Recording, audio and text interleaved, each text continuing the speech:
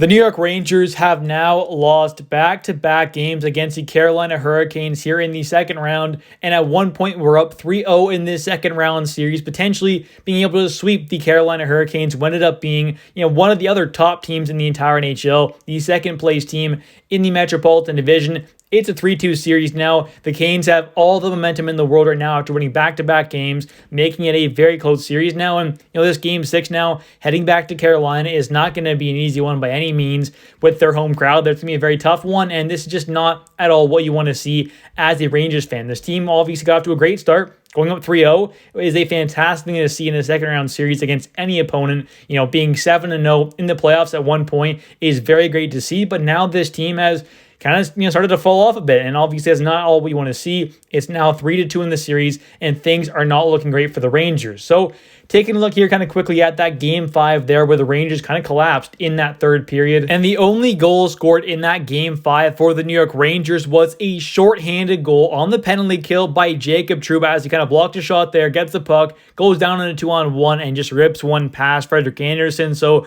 obviously a nice goal there by Jacob Trouba on the PK. Rangers obviously have done a pretty good job on the special teams and have definitely done a pretty good job shorthanded as well, scoring multiple goals so far this playoff run. That is exactly what you want to see, but seeing your only goal scored in a game as Jacob Trouba shorthanded is not at all what you expect out of a team who supposedly has one of the best offenses in the entire NHL, and this team is still a very good one. It's just not obviously clicking at this moment right now, and that Game 5 was just horrendous. Offensively had some chances, but could not find the back of the net enough, and scoring one goal shorthanded by Jacob Trouba, who is by no means, close to our best offensive weapon, even on the defensive side of things. That is not at all what you want to see, and that third period there was an absolute collapse. And in the late second period, we did see Will Cuylle take a penalty, so that did go over into the third period where it was over a minute 40 of that. PK was in the third. Rangers killed it off, so I kind of figured, okay, maybe that could be a nice little momentum boost there for the Rangers as the Canes were putting on some pressure in that late second period. Rangers killed it off in the third, but could not get anything going after that as the Canes, scored not too long after they killed that off. And then obviously another one happened and another one, and then obviously get the empty netter later on. But, overall there, allowing 3 goals like that in the first half of the third period after going into that period up 1-0 and killing a penalty off there in the third as well is just a horrible sign for the Rangers in this game as they obviously ended up losing 4-1. And now taking a look here at a post on X here from Vince Bricagliano. It was a quote from Chris Kreider post-game after that Game 5 loss.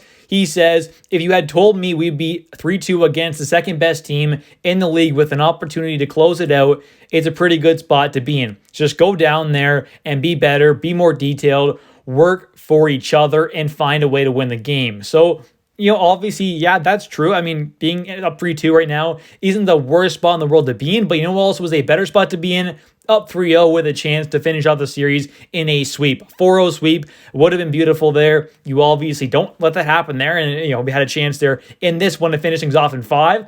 Being up 3-1 would have been very nice as well. Now being up 3-2, Canes have won back-to-back games here. Things are definitely shifted towards the Canes' favor here. Obviously, the momentum's on their side now. And going back to Carolina, it's not easy to play there by any means. Obviously, the Rangers did win a Game 7 a couple years ago there, but still, it's not easy to play there. This team is not in a good spot right now. I mean, we're still a fine spot. I'm not too worried, but unfortunately, the Canes have all the momentum in the world right now and are definitely feeling pretty good about themselves, I'd imagine. So it'll be interesting to see kind of how the Rangers come out in that Game 6 in Carolina. They got to come out with a lot of energy, a lot of buzz. They got to be feeling good, and hopefully Igor can have another A+ game because he has done a pretty good job so far. I mean, this Game 5, I would say, definitely wasn't his best game of the playoffs so far. He didn't play bad by any means, really, but definitely didn't, obviously carry this team on his back like he has done for a couple of these games here. So hopefully Igor can have another monster game in Game 6, and the Rangers can figure out a way to get the job done at 5-on-5, and maybe score a power play, go another shorty. That is definitely a good thing there, potentially, but either way, the Rangers got to get the job done here in Game 6, and hopefully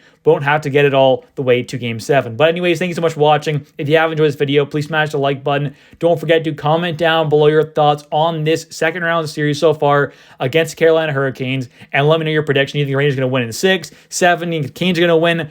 Let me know your guys' thoughts. Thanks for watching, and don't forget to subscribe for daily New York Rangers content.